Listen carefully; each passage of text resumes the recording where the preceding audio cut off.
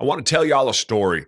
I was brought in to do a kind of just a consult, sit down with a guy that had pretty significant health issues, and his physical trainer slash caretaker uh, asked me, as a guy that I know, and asked me to come in and just sit down with him at his house and talk to him about my diet and what I had done with my health in such a significant turnaround in such a short amount of time. This guy was 72 years old, was mega rich, big dollars, big dollars.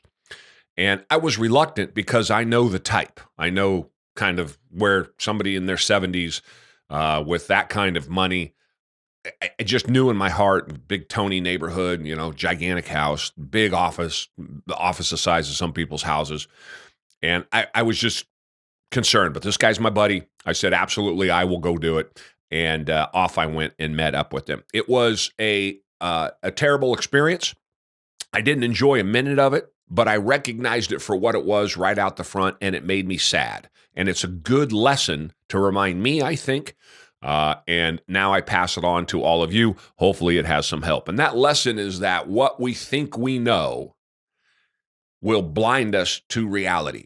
I've been preaching about this a lot, calories in, calories out, things of that nature. But this, on a much bigger scale, this guy was dying, very significant health issues that I think could be worked out or improved via a elimination diet like the carnivore. Go to the carnivore diet, cut all the way back to the basics, lose the weight that he needs to. I mean, he was hobbled, he was infirmed, his mind seemed sharp, but because he had these impediments mentally that stopped him from being able to see beyond what he was being told or what he was going through, I think that he is cutting years off of his life.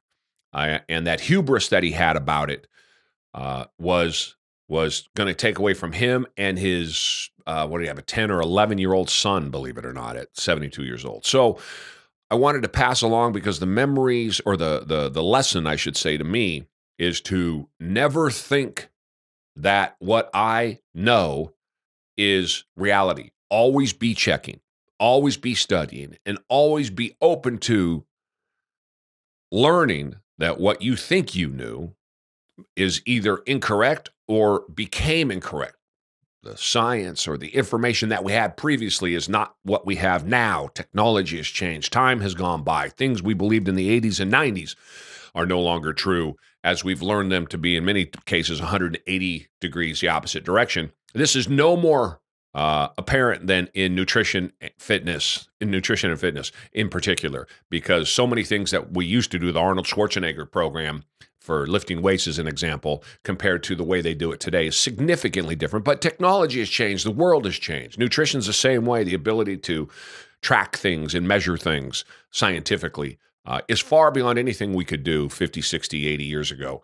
Technology, using computers, and to be able to compute information and go through meta-analysis and things of those natures, the study of studies, has greatly improved our knowledge. And so one would be blind, I think, to ignore all of that. The problem is when you have had success of any kind.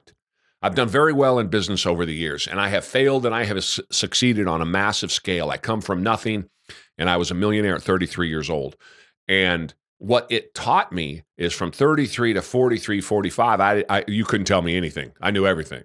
But from 45 on, and as you get older, you start to appreciate, particularly when you get knocked down, which I have been many times, multiple times, that you don't have all of the answers.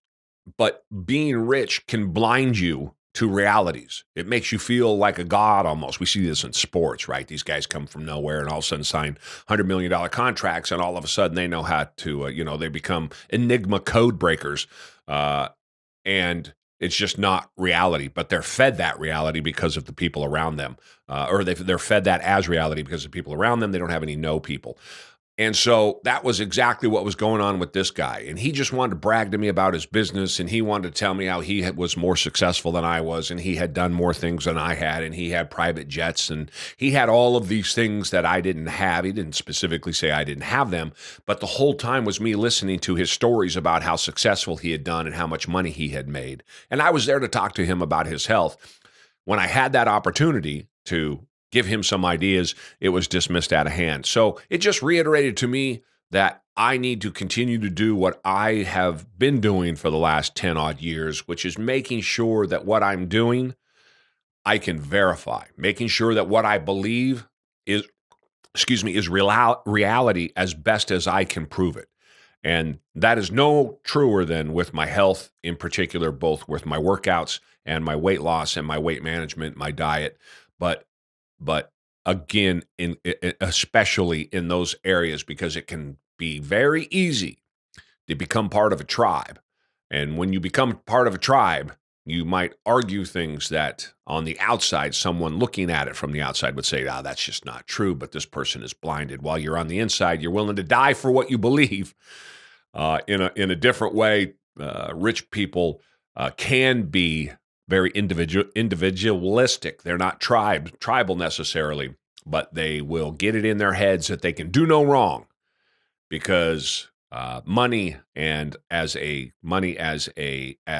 score keeping device makes them feel like they are all knowing. So something to avoid. Opportunities are everywhere. You got to go get them. Go for a walk.